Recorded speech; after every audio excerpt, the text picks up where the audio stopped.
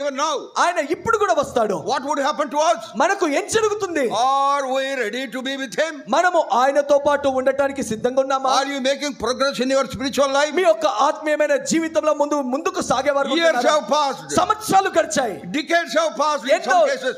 ఎన్నో కొన్ని స్థలాల్లో నెలలు గడిచిపోయాయి, మాసాలు But గడిచాయి. you are there only where you are. కానీ నువ్వు ఎక్కడ ఉన్నావో అక్కడే నిలిచిపోయావు. There is a colloquial Telugu proverb.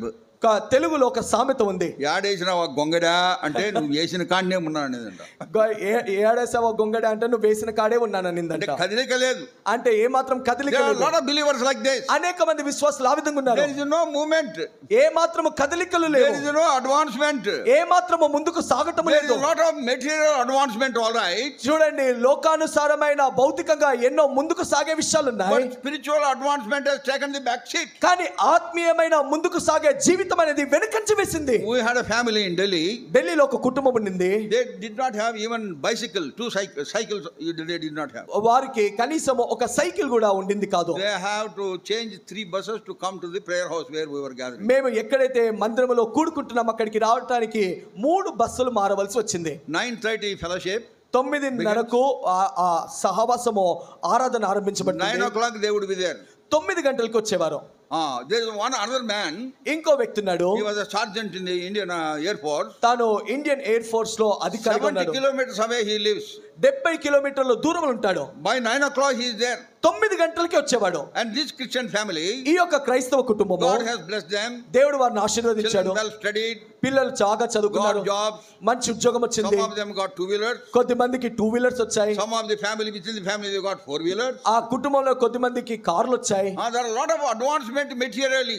ఇప్పుడు భౌతికంగా ఎంతో అభివృద్ధిలోనికి వచ్చారు. After they have got the cars, వారు కార్ కొన్న తర్వాత they started coming at 11:30. వారు 11:30కు మందిరానికి వస్తున్నారు. What a transformation. చూడండి ఎలాంటి గొప్ప మార్పు ఇది. Decline, degradation. చూడండి దిగజారిపోయిన స్థితి. And you get used to and enjoy the comforts of your God given gifts. దేవుడిచ్చిన ఈవులను బట్టి ఆ సుఖములను అనుభవించి సంతోషించడానికి అలవాటు పడ్డాము. When God is blessing you more and more, దేవుడు నిన్ను ఎక్కువగా అధికముగా ఆశీర్వదించేటప్పుడు you should become low and low. That means humble yourself more and more. మనము దీనులుగా తగ్గించుకొని దీన స్థితికి చేరాలి. And maintain your spiritual life. మీ యొక్క ఆత్మీయమైన జీవితమును కాపాడుకోవాలి. Maintain that holiness. ఆ యొక్క పరిశుద్ధతను కాపాడుకోవాలి. Maintain that faith that you have received. నువ్వు పొందిన ఆ విశ్వాసమును కాపాడుకోవాలి. Do not lose the grip on faith. విశ్వాసము పట్ల పట్టును విడిచిపెట్టకూడదు. Yesterday I said, నిన్నటి దినాన చెప్పాను, if there is no faith, విశ్వాసము లేనప్పుడు there can't be prayer. ప్రార్థన ఉండదు. If there is no faith, ఒకవేళ విశ్వాసము there లేనప్పుడు can't be worship. ఆరాధన ఉండదు. If there is no faith, విశ్వాసము లేనప్పుడు there can't be preaching. బోధన అనేది వాక్యం If అనేది there is no faith, విశ్వాసము there లేనప్పుడు can't be fruitful and edification fellowship. ఒక ఫలభరితమైన అభివృద్ధి చెందించే సహవాసం ఉండదు. If there is no faith, there cannot be building of the church. ఒకవేళ విశ్వాసము లేనప్పుడు ఆత్మీయమైన మందిరము కట్టబడదు. After we are saved, రక్షించబడిన తరువాత faith becomes the pivotal point on everything. Our spiritual life rests. మన యొక్క జీవితంలో విశ్వాసం అనేది పునాదిగా ఉంటుంది.